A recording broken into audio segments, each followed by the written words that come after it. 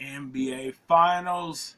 Here we are, the champion of champions, the Game of Thrones, the Goblet of Fire. The you get what I'm saying here. Anyway, it's that time. It's at the end where it's like it can be bittersweet because we about to lose some basketball, but at the same time, about to crown this new champion. And we got the Boston Celtics and the Dallas Mavericks. And I'm here to tell you today, I don't have no damn idea who I actually can see. Like, like normally I come in here and I'm like, I'm leaning toward this way. Or I think this team got like the great advantage. And granted, hey, listen, that's sort of what you kind of should expect from the two best teams of each conference. That's what you sort of want from the championship matchup.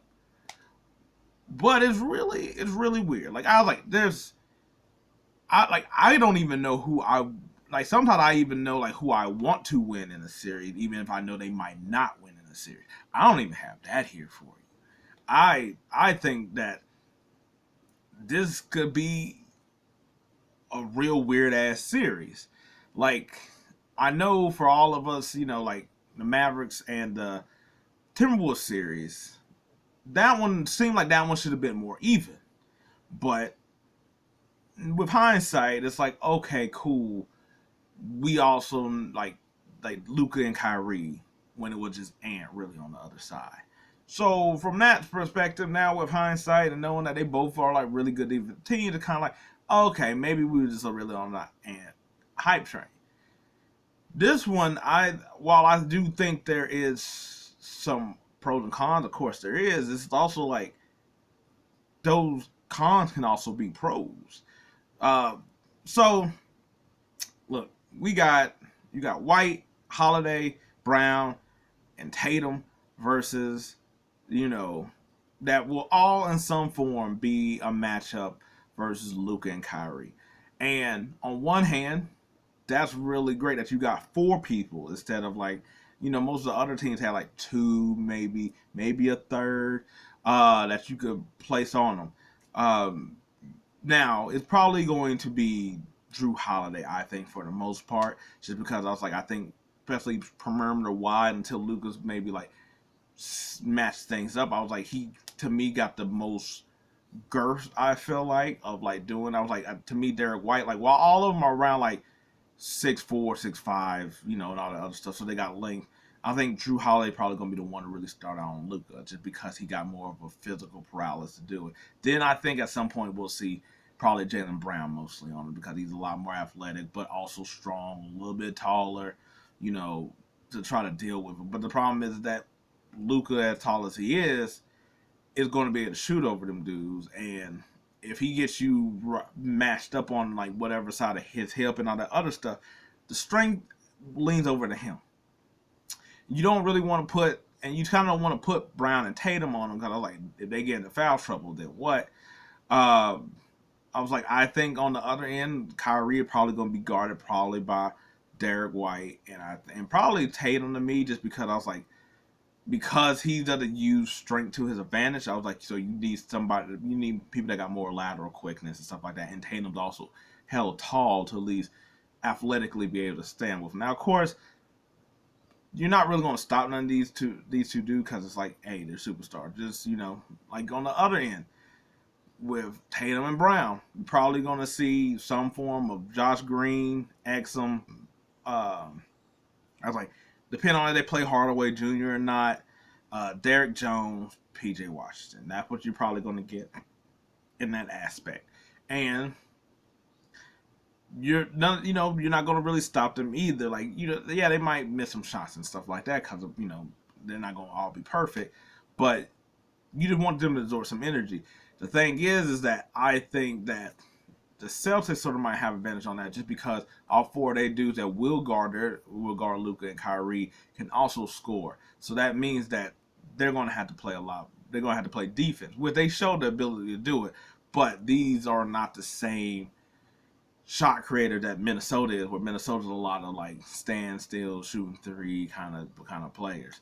So they're actually going to have to like exude some energy. Whereas the Dallas dudes, I was like, why you think like, oh, okay, cool, they won't have to as much because it's like, oh, they're just going to be tasked with shutting down and locking up on D, but they're going to have to score points too because otherwise, once you start putting this all on Luka and Kyrie, now it becomes a lot easier to guard them. Now, depending on how Kristaps Porzingis played, I think throws this for a loop just because Al Horford, if he's in the starting lineup, guess what? Luka's going to try to take advantage of that all day. So Kyrie, so that's going to be a lot of their matchups if they can get that. That's what they're going to do. That's where they're going. I was like, we've seen how Indiana Nembhard took advantage of that, yet alone giving that same ability to Luka and Kyrie. So from that standpoint, Al Horford, while being able to be like, being his defensive IQ, him shooting the ball and things like that can be a benefit. He doesn't. I was like, he doesn't have.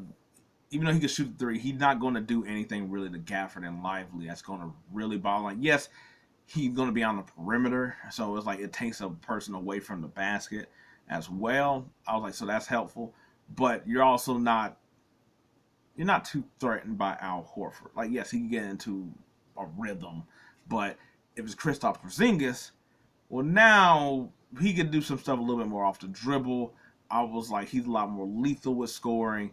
I was like, he's also more of an agile big man that will be able to take advantage of, like, taking them off dribble and going to the basket more so than Al Horford is, where it's like he only can just shoot up threes. And also on the other end, he stopped everybody from taking advantage of Al Horford because I was like, if you pair them together, I was like, Kristaps Porzingis is there to basically be the help defense, or if he's over here, I was like, where it's just him. Guess what? Now you got somebody to basically counter Lively and Gafford in a way that Rudy couldn't fully do. But I was like, we'll see on that end. But to me, with Dallas, you just really hope that your players can't, like, PJ Washington plays better. Derrick Jones can still hit shots like that. I was like, that's what you're really. I was like, Lively and Gafford, as long as they are still able to do what they would. And I was like, and that's why I said I think against Horford they could take advantage of that stuff. Like their big man with Horford, I was like still being lob threats and in the inside and all that other stuff. They're just so much more athletic than Al Horford that I think is going to matter a lot more than when Kristaps is in there. And of course, they're going to do a lot of pick and roll with Dallas, so they'll eventually get the right matchups anyway, even if Porzingis is in there. I think that what just helps is that now Dallas is sort of in the Minnesota spot or the Denver spot where it's like you only got two people that can get buckets. What happens is either they're slow and sluggish or they're the only two getting buckets. Like they're gonna have to go for a high rate of scoring if nobody else is giving them anything. Where it's like the Boston, whether you have Horford or Porzingis in at the 5 or whatever or coming off the bench, I was like that's still a pretty good 6-man, especially with on the other end like Hardaway not giving you really any buckets. You got too many people that can give you points. Like Derek White can give you anywhere from like 15 and 30. Drew Holiday, same thing. Brown is going to give you anywhere from 20 to like an up because he just got that superstar like ability of being like, yo, if he went for 50, it's a great, like everybody be amazed of like the great game, but you're also not amazed. Same thing with Tatum. He could give you anywhere from 20 to also 50 or whatever just because he's at that superstar rate. Just like with Luka.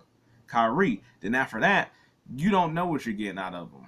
Because PJ can give you anywhere from 15, maybe to about like 30. And then after that, your fingers crossed. And so that's to me where it's going to play a lot in for Dallas is I think it's really going to be bench. And not to say that Boston has like this great bench either, because they really don't. They only got Pritchard and Cornette really. I I mean, I know they play some other people like Howard and stuff like that, but they don't really have a bench. But their starting unit from either 5 and 6 can all hit for such high of a lick that they don't. That I was like, they don't need their bench. They just need their bench to like give them rest and be a body. Dallas needs contribution from maybe a Hardy, from a Tim Hardaway Jr., uh, Gaffer Life, Willie. They should have combined. I guess you know what I'm saying. I was like, not really excellent, but you still need quality minutes out of him. Johnson Green, you still need something from. I was like, yeah, so you still need something from that bench, role players, that type of thing, and that's where I think really is the thing for Dallas. But I was like, they can play defense with Boston. Boston sounds great just because we know all their dudes are defensive players, but they ain't with the names. Where it's like you don't think of that with Dallas, but Kyrie has stepped up his defense and Luka, and it's like you don't. What they showed is that you don't need elite defense or top defense like you see with Boston, but you do need you trying your ass off, giving effort, and being in the right place and just not doing any stupid foul. Like that's what Luka and Kyrie showed is that if we're just above confident, everybody else is already playing defense at a good level. That now we all are playing a good defense. So if they could do that, they pretty much match up with Boston. I was like, it's like it's all just who is scoring at this time, who game plan of figuring out the weakness is what's going on. Now I will say that both teams can get ISO ball heavy. You know, you got Luka and you got Kyrie versus Brown and Tatum. Now, I will say that I do like Dallas's shot selection better. Don't get me wrong. Sometimes Luka just be shooting three, but I was like, that's his game with the step back. But there's never a time where I feel like, oh, that's a bad shot. Kyrie, that's a bad shot. I'm like, oh, they just missed the ball. But with Brown and Tatum, there's plenty of times I'm like, that's a bad shot and you made it. That's a tough shot and you made it. Those are hard shots and you made it. And they're great offensive players. So, but also with them, they can also get not just tough shots that I just don't believe that like they'll make sometimes, but then sometimes I'm like, you ain't hitting. They'll also get three centric, and whereas Dallas, Luka will go midi post up. Kyrie goes midi. I was like PJ Washington will give you stuff off the dribble, even if he's not making it, it's still there. I was like their big man is all living in the paint. They get you in the foul trouble really early, whereas Boston doesn't do that. Boston doesn't really give you foul trouble. If their shot's not hitting, I was like Brown will go to the basket a lot more than Tatum will. Sometimes Tatum will just stay centric depending on whatever he's seeing right that night. So it's really like whose talent do you think is better? And it's like, well, Boston got the better talent, the collection of talent, I think, than Dallas. But it's also like, how far do you feel like Luka is to Tatum, and then Tatum and Brown to Kyrie? You know, because it's like, I mean, you're gonna probably see it between people be like, who's better, Brown or Irving and whatnot. And I was like, you know, but everybody sort of was like, okay, Luka's the best one, then it's Tatum. But everybody says that Dallas have the best tandem. I was like, but I was like, I don't know, maybe their flow. I was like, I want to know they're the best tandem or better than Brown and Tatum, or more so that's like their flow is I think their flow was a lot better than Brown and Tatum, because I feel like with Brown and Tatum, it's like, oh, it's a lot of my turn, your turn, my turn, your turn. Whereas like Luka and Kyrie sort of just fill out the game, where it's like, oh, Irving hot, oh, Luka high.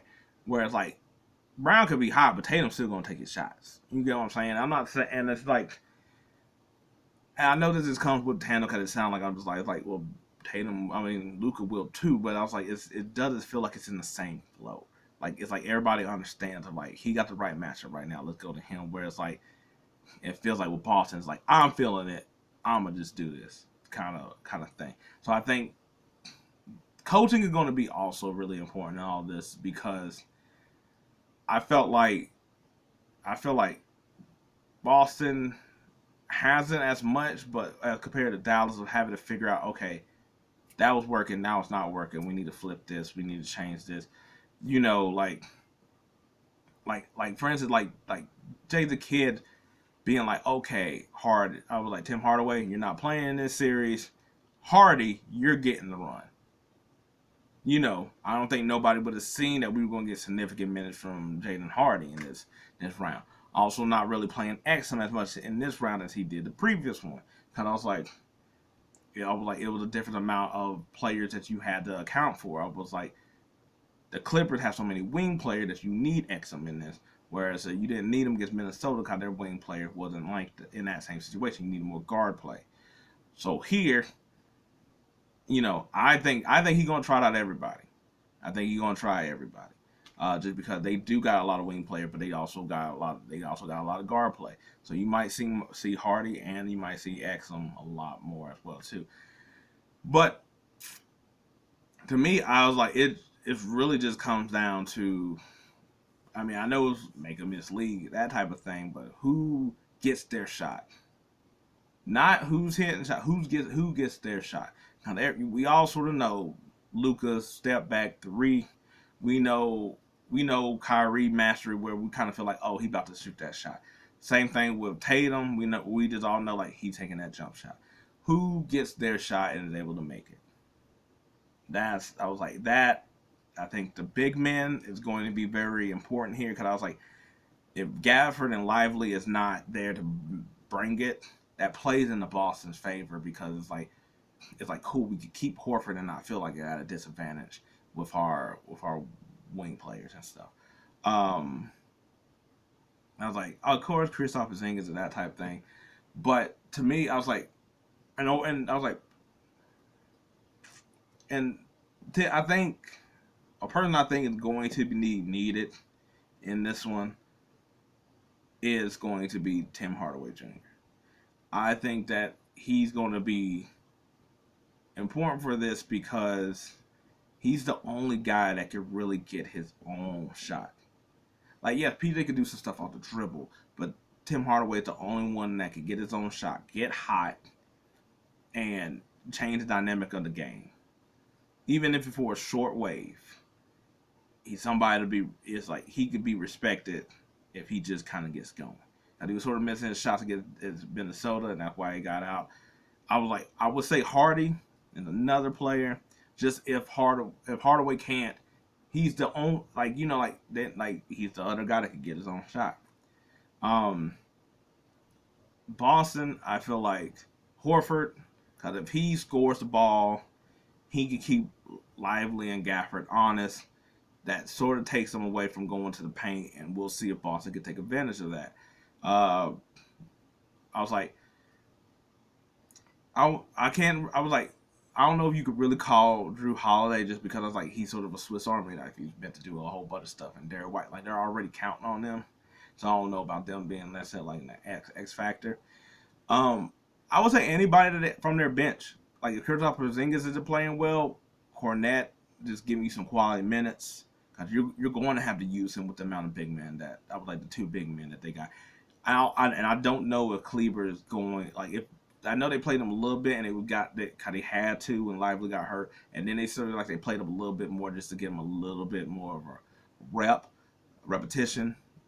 We'll see if he plays. Cause I was like, he doesn't like he's able to shoot, so I don't know how much you're going to really get from him. Cause otherwise he could be an X factor. It's funny because Maxi Keeper was like my Lonnie Walker from last year, but you might be able to get something out of him. So I was like, if they got a 3 big man rotation, Horford can't be what he used to be. So you're gonna need Cornette to give you something. And I don't even know if I call Pritchard something like that either. But I was like, I think Dallas got so many. They got too many what ifs to me than than Boston. I was like, I know how we clown Jason Tatum and stuff like that, but I'm getting at I'm like, unless he's over here just stanking it up, we're getting 25 out of him. I was like, Brown, we're getting about 20, 25 out of him. So I'm like, what are we getting out of Derrick Jones, PJ Washington, Hardaway, Hardy? Like, there's too many what ifs. But then it goes back to, do you think Luka, that guy, enough to overcome all this? Along with Kyrie, do you just think they got that much of a flow? Cause like, I don't know who I want to win. To be honest, I thought about it. I was like, I really want Luka to win. I like Luka. I really want Kyrie to win. Have him get his second ring and see how this all shake up. But I also don't want Tatum to lose because I like him enough to where it's like, cool, how that narrative going to change. Jaylen Brown getting a little bit of respect out here in these streets. You know, because I'm like, if they lose, how are we going to feel about them next year? You know what I'm saying? So, but if I'm going to choose, I'm choosing a 7-game series. I'm choosing 7.